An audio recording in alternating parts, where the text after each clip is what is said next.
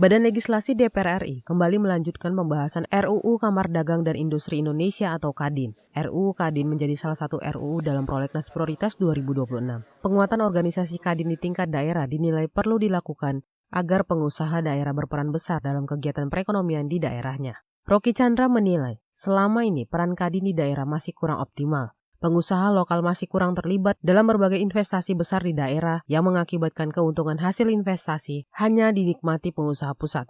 Melalui RUU KADIN, DPR RI ingin memberikan ruang yang lebih besar bagi pengusaha daerah lebih terlibat dalam proyek-proyek nasional sehingga mampu menggerakkan roda perekonomian daerah.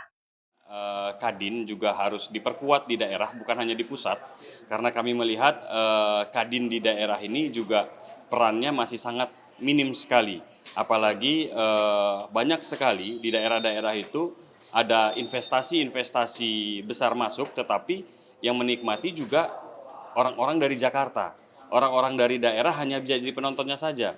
Nah, ini kami mendorong penguatan KADIN di daerah agar ketika ada investasi di daerah masuk, pengusaha-pengusaha di daerah yang berperan di situ. Jadi ekonomi dari daerah juga bertumbuh, tidak berputar di Jakarta saja. Itu dorongan kami. Penguatan rancangan undang-undang untuk KADIN ini juga memperkuat pengusaha-pengusaha yang ada di daerah. Roky Chandra menambahkan perlunya penguatan kewenangan dan peran KADIN sebagai mitra strategis pemerintah dalam membangun iklim bisnis yang berkeadilan. Namun, KADIN pusat diingatkan harus mampu merangkul pengusaha-pengusaha daerah untuk mendorong peningkatan pertumbuhan ekonomi Indonesia dari sektor investasi. Kian dan Gunarso, TVRI Parlemen, melaporkan.